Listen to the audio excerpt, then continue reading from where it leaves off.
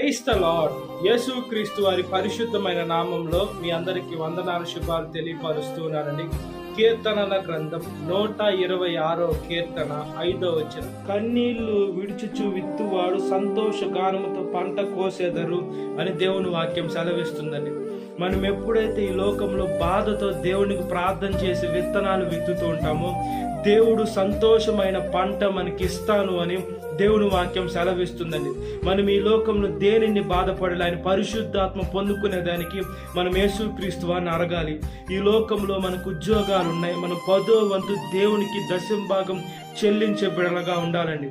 ఆ దశంభాగం మనకు ఉద్యోగమే దేవుడు ఇచ్చాడు కాబట్టి ఆయన డబ్బులు మనం ఆయన సేవకు ఉపయోగించమని మన సేవకులకి ఇవ్వాలి, సంఘానికి ఇవ్వాలి. మనం మనుషులకి ఇవ్వటంలో మనం దేవునికి ఇస్తున్నాం కాబట్టి మనము లోబడి ప్రతి ఒక్కటి 10వ వంతు దేవుడికి చెల్లిస్తే దేవుడు మనను సంతోషపరిచేటువంటి దేవుడై ఉన్నాడు. మన కన్నీళ్లను నాట్యంగా మార్చేటువంటి దేవుడై ఉన్నాడు. మనం ఏడవాలి, ఎవరి దగ్గర మనుషుల దగ్గరికి పోయి నాకు అది కావాలి ఇది కావాలని మనం ఏడుస్తుంటే అది ప్రయోజనం ఉండదండి.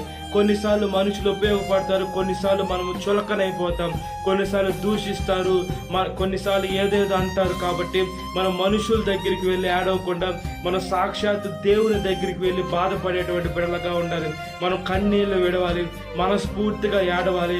ఆర్టిఫిషియల్ కన్నీళ్లు కాదు, లేదా చెత్త కన్నీరు కాదు, కానీ మనం మనస్ఫూర్తిగా మన హృదయాన్ని దేవుడి ముందు ఎప్పుడైతే కుమ్మరించుకుంటామో దేవుడు మన ప్రతి ఒక్క అవసరాన్ని తీర్చేటువంటి దేవుడై ఉన్నాడండి. బైబిల్ గ్రంథంలో చూసుకున్నప్పుడు అనేక మంది హృదయ వాంఛలు దేవుడు తీర్చాడు. మన హృదయ వాంఛ దేవుడు తీర్చాలని ఆశపడుతున్నాడు. మనం దేవుని దగ్గరికి వెళ్ళాలి. ఈ లోకంలో వాళ్ళ దగ్గరికి వెళ్తే నా సమస్య తీరుతుందేమో, లేదా వీళ్ళ దగ్గరికి వెళ్తే నా సమస్య తీరుతుందేమో, నాకు ఇన్ని సమస్యలు ఉన్నాయి, నేను ఎలా వీటి నుంచి బయటికి రాగలను, ఇన్ని బాధలు ఉన్నాయి, నన్ను ఎవరు సంతోషపరచగలరు అని మనము తక్కువ చేసుకోకుండా మనల్ని కన్న తండ్రి ఉన్నాడు, సృష్టించిన సృష్టికర్త నేను నీకున్నాను అని ఆయన సెలవిస్తున్నాడు. మనం ఆయన దగ్గరికి వెళితే ఖచ్చితంగా మనల్ని సంతోషపరుస్తారు. కాబట్టి ఆయన వాక్యానుసారంగా బ్రతుకున్నట్లుగా ప్రార్థన. మహాపరిశుద్ధాత్మ దేవ, మా ప్రియ పరలోకపు తండ్రి, మీ సృష్టి కర్త కర్మ క్రియ మీరేనయ్యా. చేసే సమస్తము మీ చిత్తానుసారంగా జరగాలయ్యా. మా చిత్తము, మా ఆలోచన, మా బలము, మా శక్తితో ఈ లోకంలో ఏది కూడా అంగుళం కూడా మేము జరపలేము. కాబట్టి మా ప్రతి ఒక్క బాధని వేదనని ప్రార్థన రూపంలో ఎప్పుడైతే మీకు చేస్తూ ఉంటామో మా ప్రార్థనను మీరు తీసుకొని మంచి ప్రతిఫలం ఇస్తారు. దాన్ని బట్టి మీకు స్తోత్రం చెల్లిస్తామయ్యా. మీరు గొప్ప దేవుడయ్యా, మీ పరిశుద్ధుడయ్యా.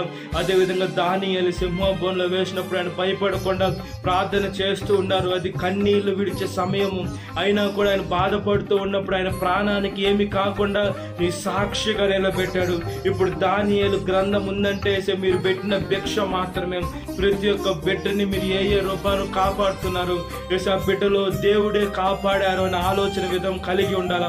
నా బలమో నా శక్తో లేదా నా లక్కు అనుకోకుండా ప్రతి ఒక్క మోకాలు మీ నామంలో వంగునట్లుగా ప్రాధాయపడుతున్నాం.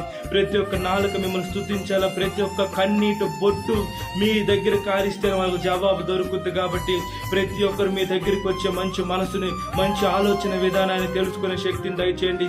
సాతాను శోధన ప్రతి ఒక్క బిడ్డను విడుదల దయచేసి ఈ వాక్యం వింటున్న ప్రతి ఒక్క బిడ్డ పేరు వచ్చిన జ్ఞాపకం చేసుకొని దినకాలపు దేవుని నింపమని ప్రజలైన యేసుక్రీస్తు వారి పరిశుద్ధమైన నామంలో మిక్కిలి వినం తరుచున్నాను నా గొప్ప తండ్రి. Amen. Praise the Lord. God bless you. Have a great day.